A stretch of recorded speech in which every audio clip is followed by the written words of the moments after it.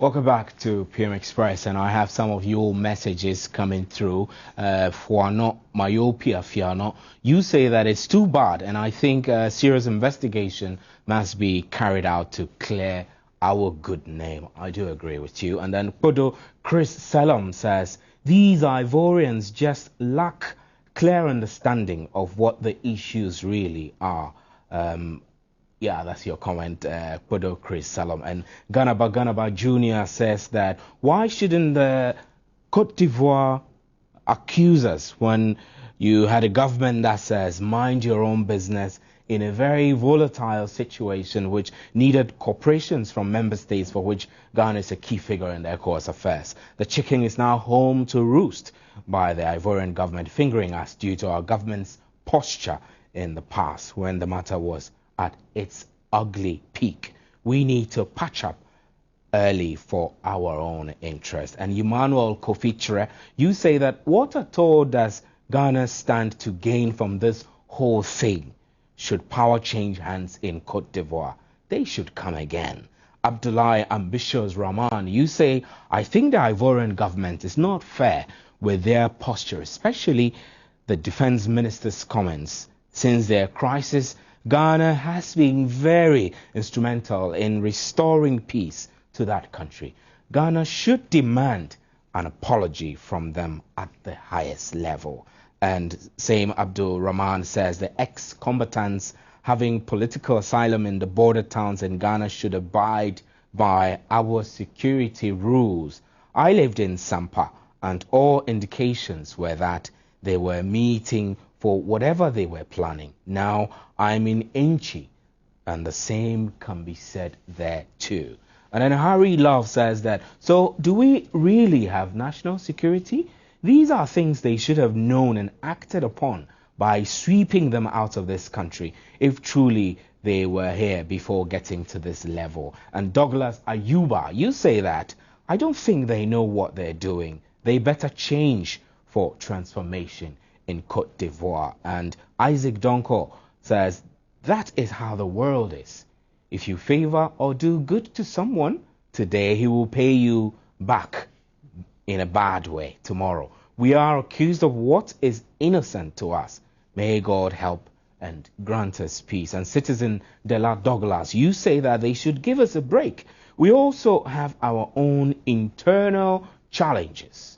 We are focused on solving our own challenges. So they should learn to resolve their problems and stop blaming a peaceful, dear, hostable, well, hostable is a new word I haven't heard before, hostable Ghana. Or is it because of our hospitality?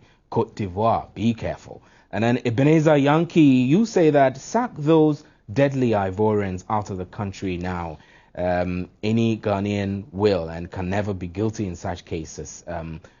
They should mind their own business. And Nana Costa says that Ghana is a Christian country and we cannot do that to our sister country because the Bible says, do unto others as you would want them to do unto you. And Bright, that's what's up, says, Crucifix, I'm living with 4 Ivorians as tenants in my house, and we are almost like family. Ghana is never responsible for such an ugly, ungodly act.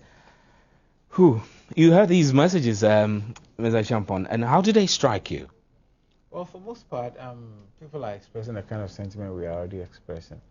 One message that stuck out like a sore thumb was the one that said, we pursue the policy of mind our own business and therefore we are reaping it. I don't think that is the case at all. You don't think that's fair too? That's not fair. I mean, I raised this issue when I made reference to the Zufia Sem statement of former not President fair because Mills. What that Zufia Sem policy meant was that we wanted to live peaceably with our neighbors. We didn't want our country to be used as a staging ground to proffer an attack on Laurent Gbagbo and his army at that time. That was very important. You needed to have cool heads prevail. And at the end of the day, cool heads prevailed and the situation checked out by itself. So we don't have to go to that point. If you had used our country as a staging base now, you know the repercussions of that action that would have happened to us. People who would have been hurt in the fighting would be looking for Ghanaians to slaughter anywhere. You know, sometimes hindsight, they say, is 50-50. But sometimes you need to look at things from a very long and broad spectrum and come to a better understanding of it. In this day and age, you don't engage your neighbors who are also family in war. No, it would not work. I have several Ivorian friends who are legally resident in Ghana. Some are pursuing various degrees and educational programs across the country, and they're living peacefully and living by the rules of this country. What are we doing as a country to ensure that these sentiments do not trickle or perhaps transform into Ghanaian citizens' hatred against innocent Ivorians who are living in our country? One thing I can hold brief for as far as Ghana is concerned is the fact that, yes, people may blow hot air, but taking the necessary action is something that they think deep about. I've never heard Ghanaians mass attack a group of foreigners. They are always isolated incidents which border on personal issues than anything else. As a national state or a nation state, we don't engage in that kind of conduct. And that's something that I always hold dear to my heart as a Ghanaian, that we think through things before we act. And I know these people are expressing their sentiments, but beyond that, I think they will all be respectful citizens of this country. I wouldn't engage in and allow people who live legally in our country to enjoy their right to do so.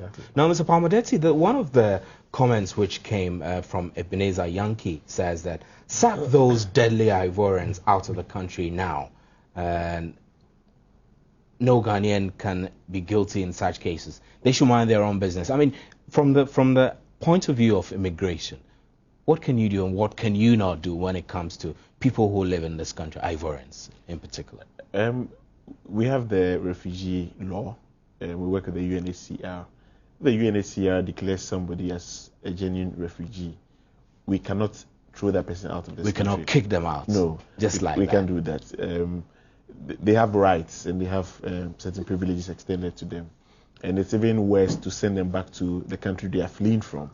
So immigration would help Ghana enforce the laws on refugees. We would not flout those rules.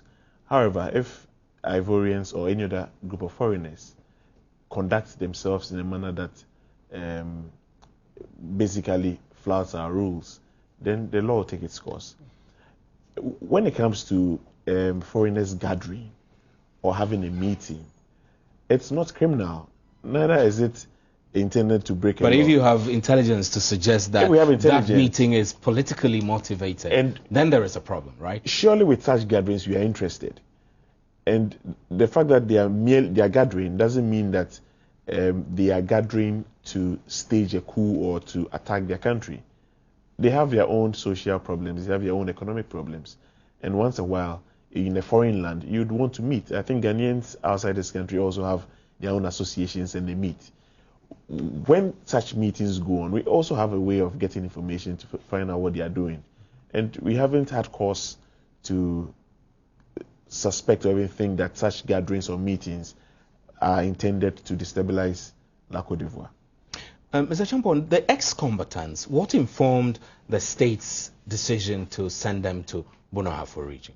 Well, the rule is that you don't keep them within a certain radius of the border zone where they had come from. Therefore, it's always important to move them far away. You know, you don't want them to engage in cross-border raids because these are ex-combatants. These are trained people who have the capability and ability to engage in some of these conduct. That's why you move them away. Some of them could be commandos. Exactly. That's why you move them away. And 5 of them can turn this whole country down. Well, that's why you move them away and confine them. They are under strict observation. How successful have you been with that confinement? Well, they are still there. What's the level of freedom and what's the level of restriction of their freedom? Well, you cannot leave the camp without you going through a formal procedure indicating that you are leaving the camp. And you have a time to come back to the camp, you understand? It's like you are still in the forces, but this time you don't have your arms with you. But you are under strict observation. And for me, that is one of the best ways to deal with these people. I would have favored sending them to a third country, but I've always argued with the UNHCR people, and they will tell you once they are in your country, no other country will accept them, so you have to learn to deal with them. You know, so that's the way it is. Yeah. So, what would you say are the steps we're taking? I've asked this in different angles, but I want to know what steps we're taking as a country to ensure lasting solution to this situation. Well, we have to keep doing the very things we are doing. We are dealing with another sovereign nation. In matters that border on sovereignty, you have to cooperate. It's very essential. And these days, look, all over the world, intelligence agencies share information. Because if you look around the world, you need this information to preempt and prevent things from happening within the confines of your borders or within those of your neighbors. Because when these things happen in your neighbor and you think you are not concerned, trust me, they'll stream across the border and come into your country and immediately becomes your problem. So if you don't share the intelligence and learn to prevent some of these things, then you are doing yourself no good. When this Ivorian situation broke out, they found out across the country's borders. Those who went north went north. Those who went east went east. Those who went west went west. Those who could travel outside the country went. Now, as they move out, it becomes a burden of those countries receiving them to take care of them, because there are international conventions that you have to follow once the person has come onto your country. You have to follow. You have to grant him refugee status if he says he needs one. You have to declare him an asylum seeker if he says that's what he wants. And therefore, you are bound. Once you've signed a lot of these UN and international conventions, you are bound by the rules to do what you have to do. So what assurance would you give to Ghanaians that we are going to be at peace with Cote d'Ivoire now and through our elections till we form a new government? I think based on the kind of information that I'm privy to, based on the kind of actions that I am also privy to, I don't think we are anywhere near fighting with Cote d'Ivoire, because that would be the last thing that anybody in Ghana will think of. It's not a question of we not having the capacity to fight, but what is the point in fighting when at the end of the day that fighting will not give you any added benefit as a country? You understand? It'd rather expend resources that you could have used to develop other sectors of your economy, build more schools, provide more roads. Modern day, you don't go through those things if you can avoid it. You must avoid it. And diplomacy is key. That's why you have a diplomatic service, right? You have a foreign mission. You need to talk across frontiers, sitting table by table, and you talk on issues that pertain to the mutual interests of your countries. That's why we go through all these processes, having permanent commissions every now and then, going to meet, talk about things that are of mutual interest to us. That is the essence of it. Diplomacy is key. Diplomacy is key. Mr. Palmadeti, your final words. Just to add that I think Ghana's posture so far is the ideal posture. I mean, when the conflict started, we told the world that some combatants came in through the north, and we took their weapons and took them down through Elubo back to Cote d'Ivoire. That posture alone should tell you that we are not in the business of harboring dissidents to destabilize La Cote d'Ivoire. And I think it's just unfortunate that that statement was made to the world, that Ghana is the country that harbored these people and made them get into Ivory Coast and return to Ghana. I think it was very unfortunate. But our posture so far hasn't suggested that. Well, our posture hasn't suggested that we're harboring any dissidents. You heard it right there. Francis Palmadeti is head of public affairs, Ghana Immigration Service, and Honorable Kobi Champong is Deputy Minister of Interior. We were expecting to have Mohamed Momoni, Foreign Affairs Minister, but we were unable to raise him on phone. Thanks for joining us, and thanks for your messages. Join us again tomorrow for another interesting edition of PM Express. Good night.